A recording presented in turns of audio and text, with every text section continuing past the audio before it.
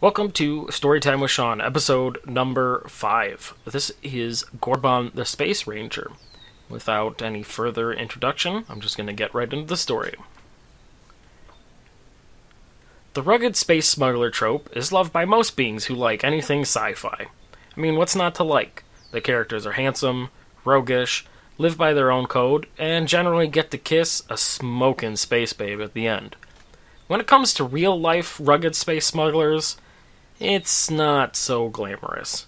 Granted, they still get to live by their own code and all that, and they definitely bang plenty of space babes, but they don't so often get rich, and they very rarely rescue any space princesses or conquer evil empires or anything like that. Still, many different sentient life forms are drawn to the career. Gorbon just so happened to be one of those rugged space smugglers. Gorbon was a Regulon, which were bipedal green humanoid beings that were very average-looking in the general scheme of the universe. Sure, they would look pretty weird to quabuloids, but they're a species of what appears to be a random set of carpenter's tools in a bunch of different shades of purple. So, Gorbon was pretty average in his looks. He was, however, fairly unique in his space roguishness, insomuch that he had a sense of justice, breaking from the typical neutral alignment of space rogues. He was good, and he wouldn't put up with people doing things that were generally considered to be not nice things to do. He never transported robo-slaves, or stole from people who didn't deserve it, and figured people should be able to do whatever they want as long as no one was getting hurt in the process. This often put him in particularly troubling situations, like many dangerous bar fights, just like the one he was about to get into. "Hey, Greenie, what can I get for you?" the bartender asked Gorbon as he approached the bar. One boozy delicious, please," he replied. The best drinks of the future, they're not so cleverly named." Gorbon had just returned from being a total good guy and stealing back all these medical supplies someone had stolen from a poor moon colony. It was quite the difficult task, and sure, he got nicely laid for doing it, but now he was tired and he just really wanted a stiff drink. The bartender wasn't really letting him do that, as he just kept talking to Gorbon, which, in the scheme of things, isn't too terrible, but it turns out that the bartender was really, really racist.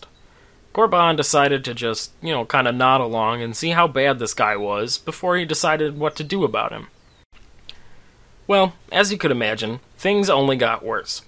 The bartender said something so horribly racist that no one should ever repeat it out loud, or even know what it was in the first place. He then went on to brag about some very racist murders, which aren't funny at all, and now you're wondering why it's come up in a comedy story in the first place. Well, be relieved to know at this point, Gorbon just blasted the guy right in the face with his laser pistol, just like that shitty racist person deserved. I guess Gorbon is more chaotic good than just, neutral good or lawful good. Yeah. Well, in seedy Space Rangers bar, it's often a common thing for someone to get shot, but no one really cares. The bar just kind of stops to see what happens, and then everybody goes on with their day. There is, however, an unspoken rule about shooting people in bars, and that is, you never shoot the bartender. Gorbon's action obviously drew the attention of many tough-looking bar patrons. He went about calmly explaining the whole situation to the disgruntled-looking folks around him, but he found that they didn't really become any more gruntled when he was done explaining. "Well, little buddy, you made yourself a big mistake this time," one of the angry people said, and they all spun around in what was an amazingly well-choreographed move, and suddenly they were all in white robes, revealing themselves to be part of the Space KKK. "Well, shit. The American government should have taken care of you when they had the chance," Gorbon yelled, and he started firing his blaster wildly into the group of people. Everyone else in the bar was suddenly against him. They all flipped over their laser-resistant tables for cover and fired back at the obvious good guy of the story. Gorbon jumped behind the bar just as a barrage of lasers burned the spot he previously occupied. Who could have guessed that I would end up in the bar with just the worst goddamn people?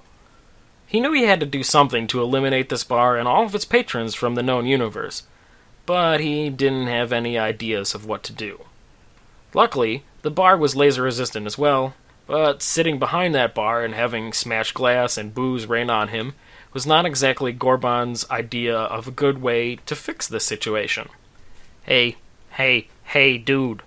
Someone was calling to Gorbon. Over here, the cash register.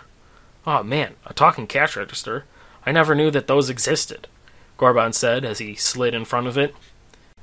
Nah, man, I was a robot, but then these shitty racists beat me up and built me into this cash register for being different. Huh, I'm sorry, that's like a super shitty thing to do. These guys, they're definitely going down now.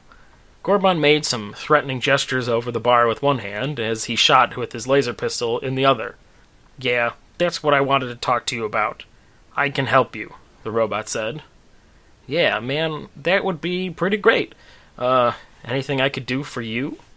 If you could take my memory chip and put it into a new robot body, I will tell you how to make a nice bomb out of the power core in the register. Sure. What kind of jackass would I be if I said no? Gorbon agreed with a sigh of relief. The register then quickly explained how to make this bomb. When it was all ready, Gorbon pocketed the memory chip and tossed the bomb over the bar. In a very cheesy and silly movie-type move, one of the guys picked up the bomb and said, "Now, just what the heck is this?" And all the other guys surrounded him, making wildly inaccurate guesses as to just what the bomb was.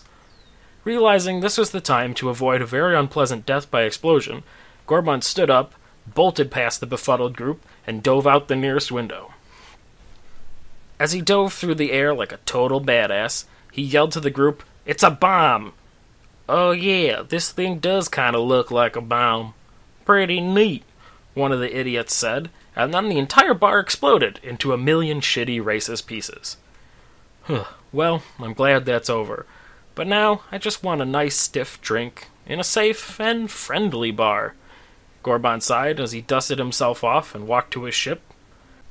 As he got there, he put the memory chip into a brand new robot and flew away from the remains of the bar in search of a very strong drink and probably a lap dance to reward himself for a really good day's work.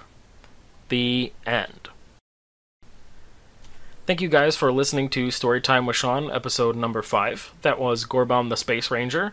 I really hope you enjoyed it, and it would mean a lot to me if you guys shared this around wherever you want to. Tell your friends, have them listen, and then it'd be great if you guys could like, subscribe, comment, all those YouTube-y things, and follow me on Twitter and all that kind of stuff.